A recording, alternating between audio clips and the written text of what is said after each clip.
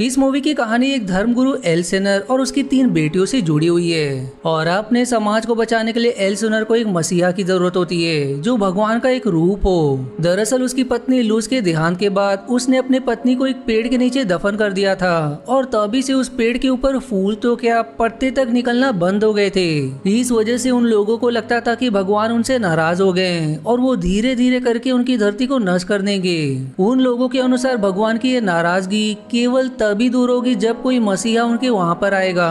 और अब मूवी की शुरुआत में हम एल्सेनर को देखते हैं जो अपनी बड़ी बेटी लैला को एक म्यूजिक डिवाइस के साथ पकड़ लिया होता है और वो अपनी बेटी लैला को समझाता है कि ये म्यूजिक एक शैतान का रूप हो सकता है क्योंकि शैतान सीधे तौर पर कभी सामने नहीं आते हैं बल्कि वो जो इंसान को अच्छा लगता है उस रूप में उनके सामने आते हैं। इस वजह से वो अपने बेटी से वो म्यूजिक डिवाइस ले लेता है लेकिन लैला कैसेट अपने पास ही छिपा लेती है।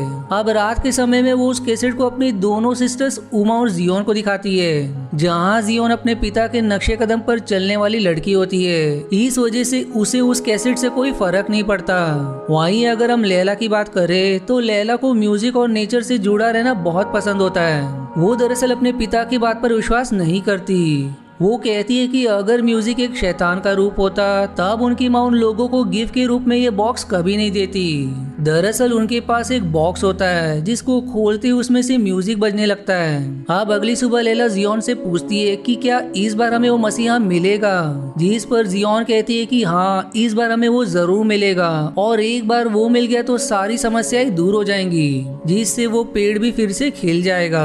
अब अगले सीन में हम एडम नाम के एक आदमी को देखते हैं जो उन तीनों लड़की को नहाते हुए देखता है। एडम का एक साथी उसे ऐसा करने से रोकता है और वो कहता है कि एल्सेनोर ने कहा है कि ये तीनों एंजल है, इस वजह से उसे उन्हें ऐसा नहीं देखना चाहिए। लेकिन एडम अपने साथी की बात मानने से इनकार कर देता है। वो कहता है कि उसे एल्सेनोर की बात पर विश्वास नहीं है। वो अब तक 4 लड़कों को यहाँ पर मसीहा के रूप में ला चुका है लेकिन वो सब मर गए क्योंकि वो सब मसीहा नहीं थे। अब रात के समय हम एल्सेनर को देखते हैं जो एक महिला के बच्चे को उससे छीनकर अपने घर लाया होता है। एल्सेनर कहता है कि ये एक मसीहा है, इस वजह से अब ये तुम्हारा बेटा नहीं है। जिसके बाद एल्सेनर उस महिला को बुरी तरह से प्रताड़ित करते हुए अपने घर से निकाल देता है। वहीं इन सारी घटना को लैला भी छिपकर देख रही होती है जो देखकर रोने लगती है लेकिन वो कुछ कर भी नहीं पाती।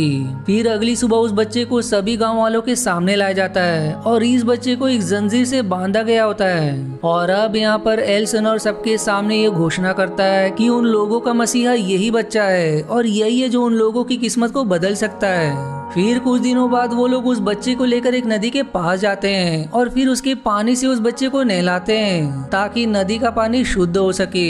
और अब क्योंकि आज लैला का जन्मदिन भी होता है इस वजह से तोहफे के तौर पर एल्सेनर उसे वो म्यूजिक डिवाइस दे देता है जो उसने दरअसल लैला से ही लिया था। जिसके बाद अब अगले दिन लैला उस म्यूजिक बॉक्स को लेकर जंगल में चली जाती है और यहाँ जंगल में वो अपने साथ में उस कैसेट को भी लाई होती है जो उसने अपने पिता से छुपाया था। अब यहाँ पर वो उस कैसेट को म्यूजिक डिवाइस में डालती है जिसके बाद उस डिवाइस से मधुर संगीत बजने लगते हैं जो सुनकर वो मंत्र मुक्त हो जाती है।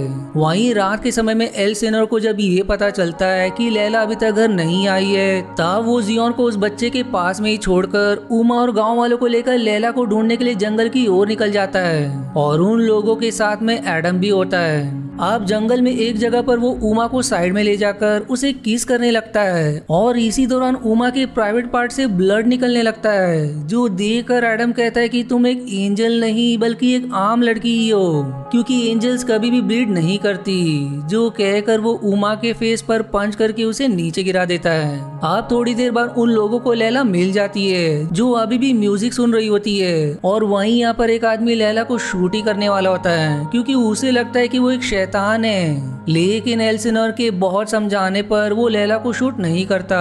जिसके बाद अब सब लोग लैला को घर लेकर आते हैं और यहाँ पर उसके पिता एल्सेनर लैला से बहुत ही गुस्सा होते हैं इसलिए वो लैला को इस अपराध के लिए भगवान से माफी मांगने के लिए कहते हैं। वहीं जब उनकी नजर उमा के चेहरे पर लगे चोट पर पड़ती है तब उमा उनसे झूठ कहती है और कहती है कि ये पेड़ की एक शाखा से लग गया था पर इस पर एल्सेनर कहता है कि नेचर हमारा कभी कोई नुकसान नहीं करते बल्कि इंसान करते हैं। जिसके बाद अब अगली सुबह लैला माफी के तौर पर उस बच्चे की देखभाल करती है दरअसल लैला के अनुसार हर इंसान के अंदर अगर कोई अच्छाई होती है तो बुराई भी उसके अंदर ही होती है, और पेड़ अगर आसमान की ओर बढ़ रहा होता है जो कि अच्छाई का प्रतीक है, तो उसी प्रकार पेड़ की जड़ी जमीन की ओर भी जा रही होती है जो बुराई का प्रतीक है। इसका मतलब उसके अंदर भी अच्छाई और बुराई दोनों ही है। फिर इसी दौरान हम उमा को देखते हैं जिसकी तबीयत काफी खराब हो गई होती है, और यहाँ पर जब लैला और जियोन उमा और एडम के संबंध के बारे में बात करते हैं तब उनकी बातों को एल्सनर सुन जाता है।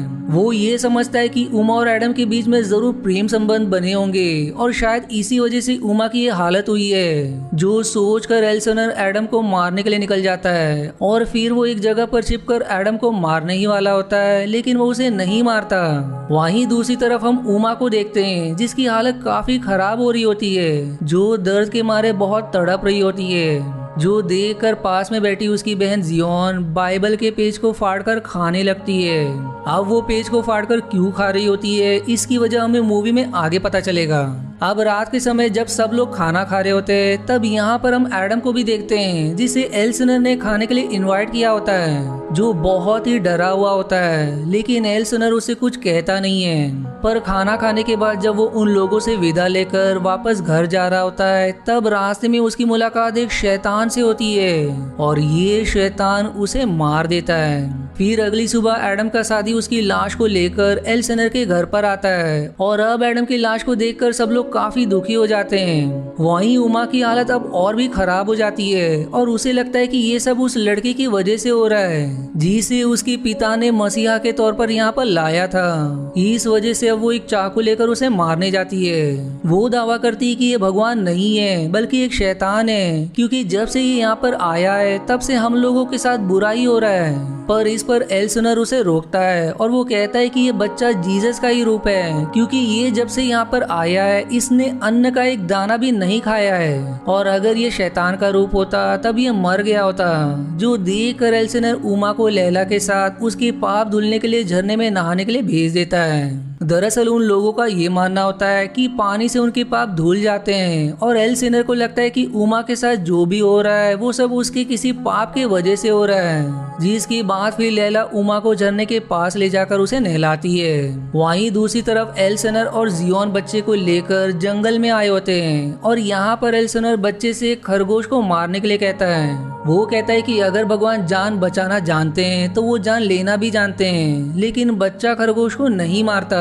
अब कुछ दिन बाद हम उमा को देखते हैं जिसकी हालत बहुत ज्यादा खराब हो गई होती है, और अब यहाँ पर एल्सनर को पता चलता है कि उसके पेट में एक बच्चा पल रहा है, जो जानने के बाद वो बहुत ही गुस्सा हो जाता है। वो अब लैला और जियोन को कमरे से बाहर निकाल देता है और फिर वो चाकू से उमा के पेट को चीर कर उसमें से वो बच्चे को निकाल देता है, और अब वो बच्चे को देखकर कहता है कि ये बच्चा इतनी सी जगह में कभी आ नहीं सकता, जिसका मतलब ये शैतान का बच्चा है। जो जानने के बाद वो बच्चे को तुरंत ही अपने से दूर फेंक देता है। अब यहाँ पर जियोन उमा की ये हालत देखकर बुरी तरह से रोने लगती है, इसलिए वो एल्सनर से कहती है कि ये सब उसी की वजह से हुआ है, क्योंकि अगर यहाँ पर कोई अपराधी है तो वो ही है। जियोन आगे कहती है कि शैतान मेरी तरफ आना चाहता है, लेकिन मैं अपने अंदर केवल भगवान को चाहती थी। इस वजह से मैं बाइबल किताब से कुछ पन्नों को खा गई थी, और इसी वजह से आज उमा की हालत हो गई है। जो जानने के बाद एल्सनर बहुत ही दुखी हो जाते हैं। वहीं अब उमा की भी जान निकल जाती है। इस वजह से वो बच्चे रूपी मसीहा के पास में जाता है और वो कहता है कि मैंने आपसे जानवर को मारने के लिए कहा था, लेकिन आपने मेरे बेटी को ही मार दिया, जबकि जानवर और इंसान में फर्क होता है। जिसके बाद अब गांव के सभी लोग उमा को अंतिम विदाई देते हैं। अब रात के समय में गांव का एक आदमी एलियस और एल्सनर बात कर रहे होते हैं, जहां एलियस कहता है कि तुमने जब से अपनी पत्नी को उस पेड़ के नीचे दफन किया था तब से उस पेड़ के नीचे एक पत्ते भी नहीं उगे। वहीं धीरे धीरे हम लोगों की धरती भी नष्ट होते जा रही है, और यहाँ के लोगों के अपराधों को धुलने के लिए तुम अब तक 5 बच्चों को मसीहा के रूप में ला चुके हो, लेकिन मुझे लगता है कि वो सब मसीहा नहीं बल्कि शैतान है, क्योंकि इस धरती पर भगवान कभी नहीं आएंगे, लेकिन शैतान जरूर आएगा जो तुम्हारे घर पर ही है। और अब ये सब सुनकर एल्सनर का अपने ऊपर से विश्वास ही उठ जाता है, इसलिए वो तुरंत ही उसी पेड़ के पास जाता है जहाँ पर उसने अपनी पत्नी को दफन किया था। वो अब यहाँ पर बाइबल की किताब को भी दफन कर देता है, जिसके बाद वो तुरंत ही अपने घर पर जाता है और यहाँ पर वो सब लोगों को मारने के लिए अपने घर पर आग लगाकर वहाँ से चला जाता है। वहीं लैला और जियोन किसी तरह से आग से बचते हुए घर से बाहर आ जाते हैं और यहाँ पर वो बच्चे को बचाने के लिए उसके गले में पड़ी जंजीर को किसी तरह से खोल देती है और फिर बच्चे को लेकर तुरंत जंगल में आ जाती है। अब यहाँ पर वो उस म्यूजिक डिवाइस को तोड़ देती है और फिर लैला उस बच्चे से कहती है कि जीसस हम आपको आजाद कर रहे हैं, आप हमारे पिता को माफ कर दीजिएगा। जिसके बाद वो दोनों जंगल से वापस आ जाते हैं। अब अगली सुबह वहाँ के लोगों के लिए एक नया सवेरा होता है जहाँ लैला कहती कि वो जीसस को आजाद करके भगवान का असली मतलब समझ गई है। भगवान को दरअसल हम कैद में रखकर कभी खुश नहीं हो सकते क्योंकि भगवान उनके अंदर और उनके जंगलों में होते हैं और उनके खून में भी, बिल्कुल उनकी माँ की तरह। वहीं हम नेचर से कुछ मांग नहीं सकते क्योंकि नेचर हमें बिना मांगे सब कुछ दे देती है। इस वजह से हमें नेचर को अप्रिशिएट करना चाहिए। वहीं एक परिवार को भी मिलजुल कर एक साथ में रहना चाहिए क्योंकि जहाँ पर एकता होती है वहाँ पर प्रकाश होता है और जहाँ पर प्रकाश होता है वहाँ सारी चीजें खिल उठती है। जिसके बाद अब हम उस पेड़ को देखते हैं जिस पर एक फूल निकल आता है, यानी कि अब वो धरती पाप मुक्त हो गई है। और फिर इसी मिक्स फीलिंग के साथ ये मूवी यहीं समाप्त हो जाती है। आशा है आपको मेरी एक्सप्लेनेशन पसंद आई।